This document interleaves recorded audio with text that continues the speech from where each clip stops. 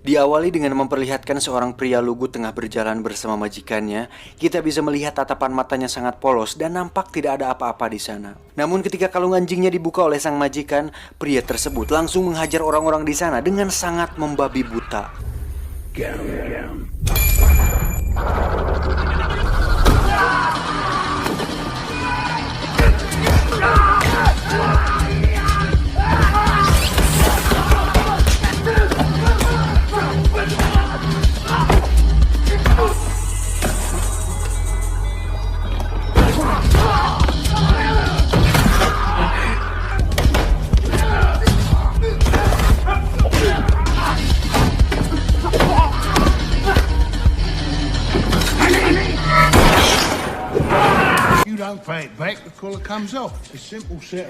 Pria ini bernama Denny yang merupakan seorang tukang pukul dari seorang rentenir.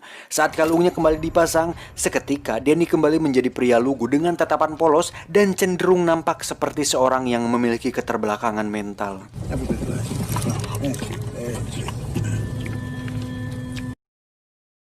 Saat pulang ke base camp, Denny pun diperlakukan layaknya seekor anjing, di mana Denny disuruh untuk masuk ke dalam kandangnya dan memakan makanan anjing. Danny, come on. Selesai makan, Denny pun memukul samsak miliknya yang sudah sangat usang, hingga saat Denny memukulnya terlalu keras, samsak tersebut pun robek. Satu-satunya benda yang berharga yang dimiliki Denny adalah sebuah boneka dan buku gambar anak-anak yang selalu dilihatnya sebelum tidur. Dan Denny memiliki ketertarikan kuat terhadap sebuah piano yang mana itu akan berhubungan dengan masa lalunya yang akan terungkap nanti. Singkat cerita, malam pun tiba. Ketika si bos dan anak buah sedang pesta bersama wanita pengencrot, Denny pun memperhatikannya dari bawah hingga membuat si wanita ketakutan.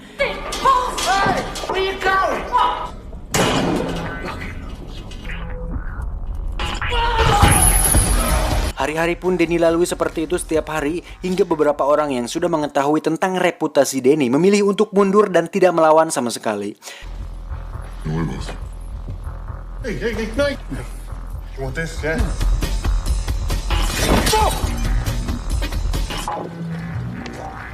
Sampai di sebuah tempat lelang perhiasan, di sana terlihat ada sang pemilik tempat di sana, di mana dia sudah mengetahui tentang bagaimana cara kerja si bos dan Denny, yaitu jika kalungnya tidak dilepas, maka Denny tidak akan bereaksi. Di situ si bos juga mengatakan bahwa untuk menciptakan binatang buas, maka didiklah seseorang dari kecil dan perlakukanlah orang itu layaknya binatang. Dan itulah yang membuat Denny bisa sampai sekarang ini. Hingga saat si pemilik menahan semua orang, Denny pun hanya bisa menyaksikan bosnya dan anak buah teriak tanpa bereaksi apapun.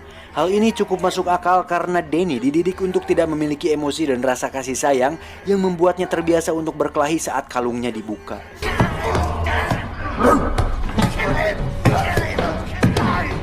Sementara itu, sang pemilik tempat lelang pun pergi ke ruangan lain untuk menemui para tamu yang ada.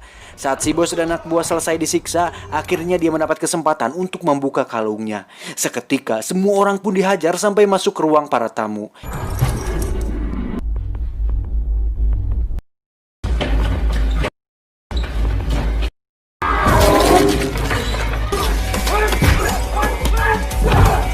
Yang menarik adalah salah satu tamu yang merupakan pemilik tempat gelut ilegal pun memperhatikan Denny dan melihat potensi pada dirinya.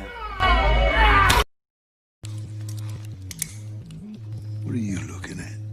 Just enjoying the show.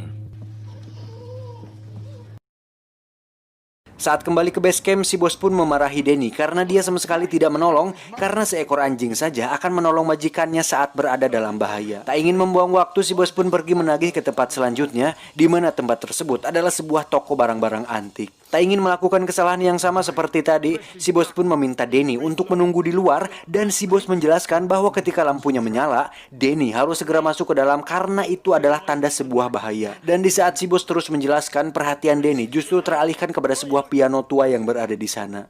Light, door. Light, door. Door.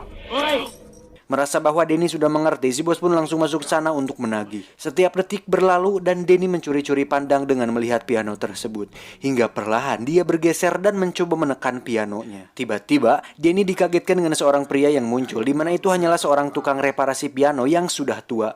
Dan lagi-lagi inilah abah saya, yaitu Morgan Freeman. Dalam film ini beliau berperan sebagai Sam yang merupakan pria tunanetra yang lihai bermain piano. Karena tidak bisa melihat, Sam pun terus berbicara seolah Denny adalah orang biasa pada umumnya. Hingga saat Sam meminta bantuan, Denny pun akhirnya berkata, "Yes." You are, aren't you? Yes. Come on.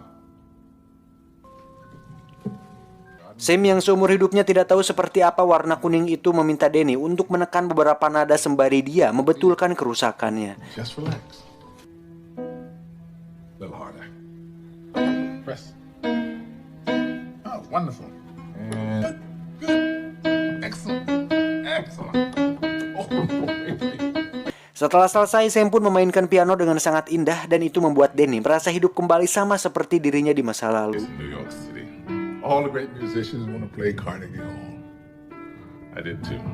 Ketika terdengar suara tit, tit, tit. Ketika terdengar suara tit, tit, tit, Denny pun segera sadar dan secepatnya lari ke dalam. Namun dia terlambat karena si bos dan anak buah sudah babak belur oleh kliennya. Walaupun si bos geram dan sangat marah kepada Denny, si bos tidak bisa berbuat banyak karena Denny adalah aset baginya. Tak lama datanglah si pria pemilik Fight Club yang bernama Akung untuk menawarkannya kerjasama. Awalnya si bos menolaknya karena itu hanyalah permainan anak-anak, tapi saat mendengar bayarannya cukup tinggi, si bos pun menyetujuinya.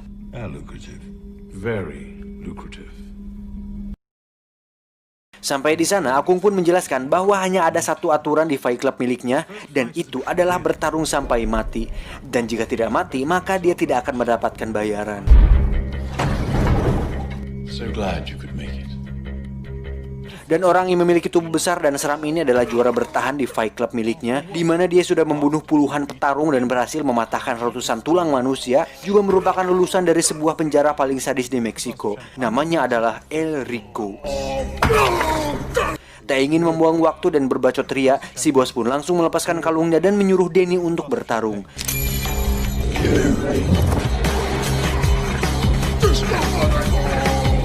Dan yang mengejutkan adalah sang juara yang bertahan yang sudah membunuh puluhan petarung pun harus mati oleh 3 pukulan biasa yang dilayangkan oleh Denny. Dan permainan pun selesai. Dengan banyak uang yang didapatkannya, si bos pun terlihat sangat senang dan menawarkan Denny sesuatu yang diinginkannya. Dan yang Denny inginkan adalah sebuah piano. I want a piano. I want a piano.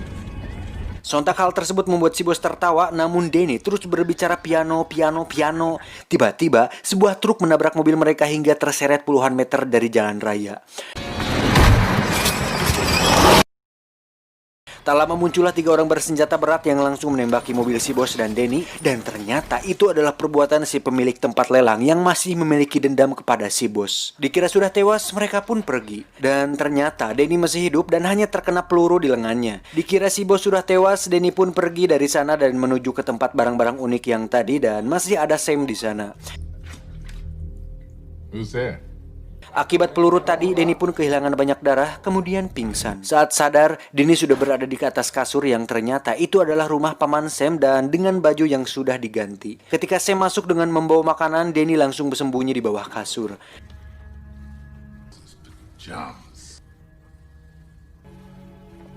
My name is Sam, remember?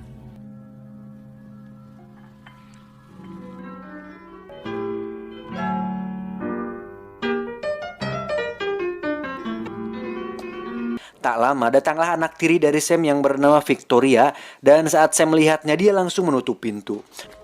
Hi. Does he like to read? Does he like to write? Does he like to draw? He likes music. Cool.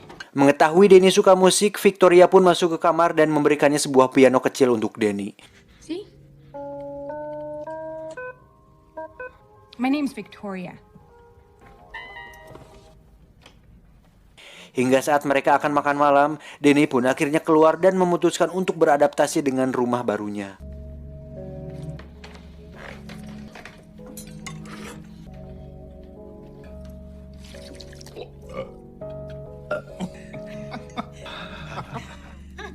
name is Danny.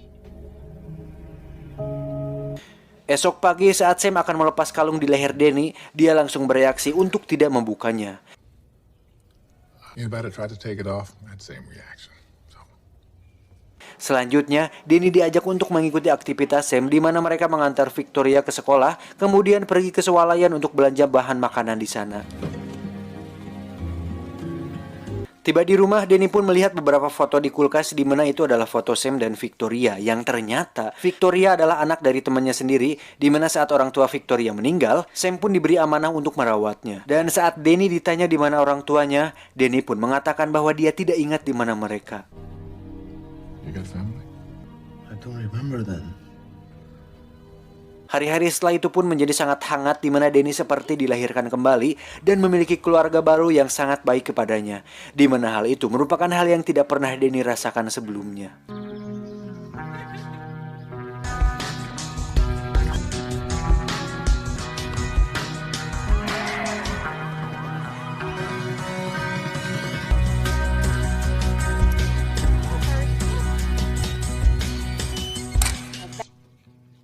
Belongs there. Dan yang menarik, ketika suatu hari saat mereka sedang belanja, tiba-tiba ada beberapa orang berkelahi di sana. Sam yang khawatir dengan keadaan Danny terus berteriak memanggil namanya, dan ternyata Danny sama sekali tidak memperdulikan hal itu. Danny! Sam pun bertanya kepada Danny kenapa dia tidak panik dan tidak bereaksi saat ada orang berkelahi di sekitarnya. Danny pun menjawab bahwa mereka tidak berkelahi dengannya, jadi dia merasa bahwa tidak perlu untuk memperdulikannya. Mendengar hal itu, Sam pun memakluminya karena mungkin itu adalah bagian dari masa lalu dan pribadinya, sehingga dia tidak terlalu memikirkan akan hal itu. Hingga suatu malam saat kedekatan mereka terjalin semakin erat, Victoria pun memutuskan untuk membuka kalung di leher Danny. Awalnya Danny ketakutan dan teringat masa lalunya, namun ketika sudah dilepas, dia akhirnya menjadi seseorang yang baru dan bukan Danny the Dog lagi.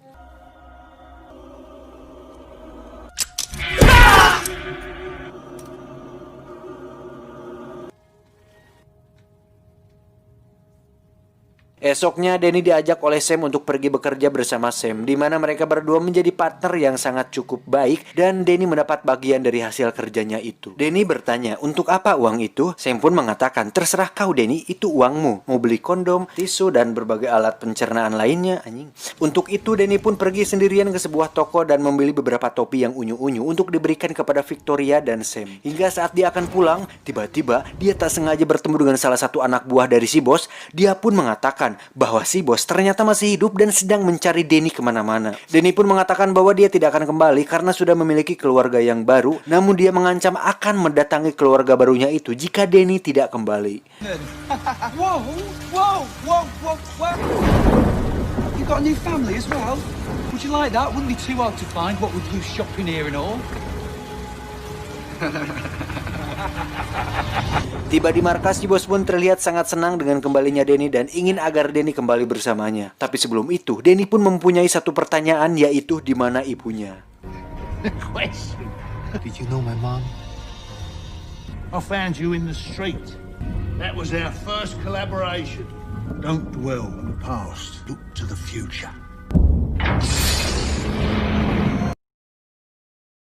Pada akhirnya Danny kembali menjadi binatang buas, di mana si bos mengajak Danny kembali bertarung di tempat Fight Club waktu itu. Saat pertarungan akan dimulai, Danny terus mengatakan bahwa dia tidak ingin menyakiti orang lain lagi. Gentlemen, to the death. I don't want to hurt people anymore. Excuse me? Not anymore. Anything wrong, gentlemen? Kesal akan hal itu, si bos pun mendorong Danny ke arena hingga dia terpaksa harus bertarung dengan petarung di sana. Dead.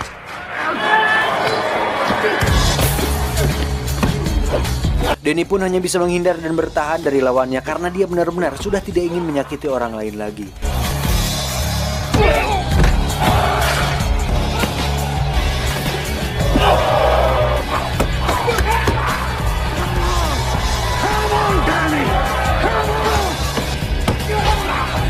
Melihat hal itu, si bos pun melemparkan sebuah senjata agar Danny bisa melawan. Namun, dia tetap bertahan.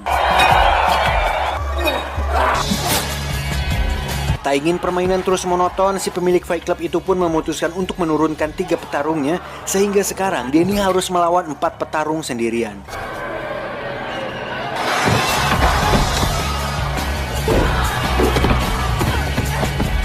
Dari situ Denny semakin dihajar habis-habisan hingga dia terlempar dan hampir tak sadarkan diri.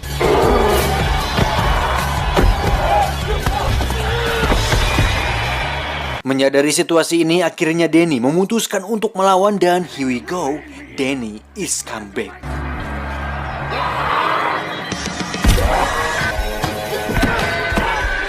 Agar pertarungan lebih seru, mereka pun melemparkan berbagai senjata. Namun hal itu tidak membuat Denny kalah dan terus melawan dengan tangan kosong. Hingga mereka semua berhasil dikalahkan dengan cara dibuat cedera.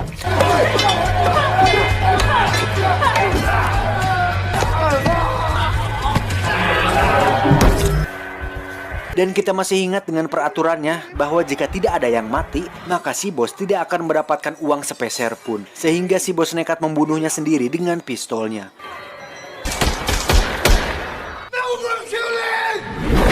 Akibat kejadian itu, Denny pun dihajar habis-habisan dan dilemparkan kembali ke dalam kandangnya. Di sisi lain, Victoria pun mempertanyakan di mana Denny sekarang, dan karena dia mengira bahwa Denny bahagia bersama mereka, Sam pun menjawab bahwa terkadang bahagia saja tidak cukup dan mungkin Denny ingin mencari siapa jati dirinya yang sebenarnya. Sementara itu, Denny terlihat sedang melihat buku miliknya lagi di mana dia menemukan sebuah foto ibunya di sana. Hingga saat si bos sedang melakukan pengecoran bersama seorang wanita, tiba-tiba Denny muncul di sana dan langsung memaksa si bos untuk mengatakan yang sebenarnya. Karena takut, si bos pun menunjukkan foto-foto ibunya dan mengatakan bahwa ibunya seorang pelacur dan telah dibunuh oleh temannya di masa lalu. Dan si bos memutuskan untuk merawat Denny sejak saat itu. I'm sorry I lied to you, Danny.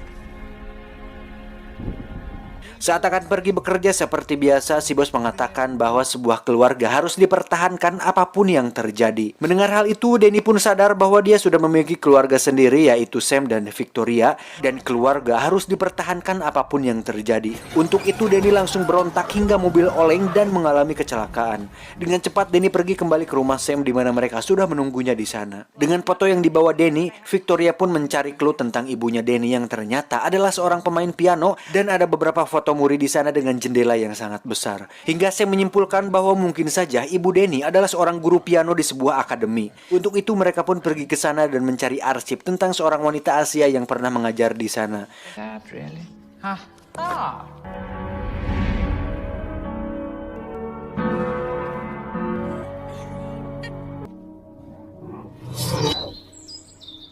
Setelah semua terungkap, akhirnya Denny bisa hidup dengan tenang dan menjalani hidupnya yang baru bersama Sam dan Victoria. Dan cerita pun belum selesai. Dan saat Victoria memainkan not dari kertas milik ibunya, seketika Denny teringat masa lalu bahwa si boslah yang telah membunuh dan memperkosa ibunya. Di mana Denny disuruh untuk bersembunyi di dalam lemari dan menyaksikan langsung kematian sang ibu. Dan yang terjadi kemudian, si bos merawatnya dan menjadikan Denny sebagai anjing peliharaannya.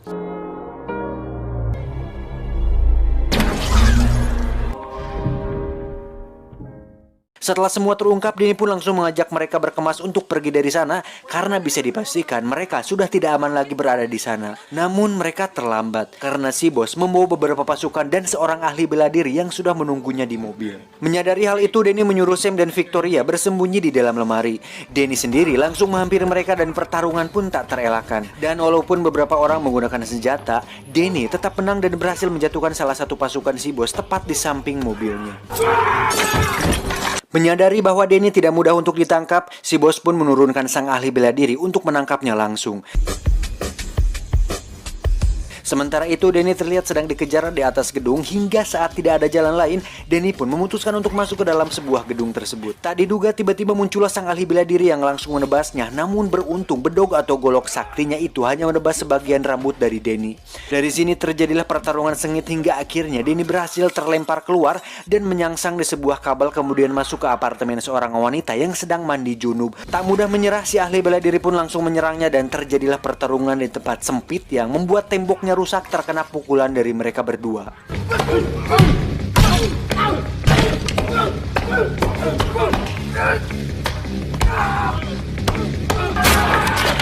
Dan ternyata tanpa golok parantingala suluhnya, si ahli bela diri ternyata tidak sejago yang dibayangkan hingga dia harus terjatuh tepat di atas mobil si bos. Melihat hal itu, si bos langsung turun tangan dan terlihat bahwa anak buahnya berhasil menyebak Denny di sebuah ruangan. Saat Denny memutuskan untuk pergi melalui celah atap, si bos pun menyadari itu dan menyuruh anak buahnya untuk menunggu di sana. Hingga sampailah dia di apartemen milik Sam. Di situ si bos pun merayu dan memujuk Danny untuk kembali. Dan saat si bos akan memasang kembali kalungnya, Danny menahannya dan mengatakan, "Sorry Jing, gue udah punya keluarga baru." Dengan cepat si bos langsung dilumpuhkan hingga saat Danny akan membunuhnya, Sam langsung melarangnya. Alasannya karena jika Danny membunuhnya, maka dia akan dipenjara dan apa bedanya dengan mereka. Namun saat si bos terus nyerocos untuk memancing kemarahan Danny, Sam pun langsung memukulnya dengan pot bunga agar dia diam. Saat semua selesai, akhirnya Danny pun hidup bahagia bersama Sam dan Victoria. Dan selanjutnya kita akan melihat penampilan Danny di film Wong Fei Hung. Tamat ending yang sangat membagong.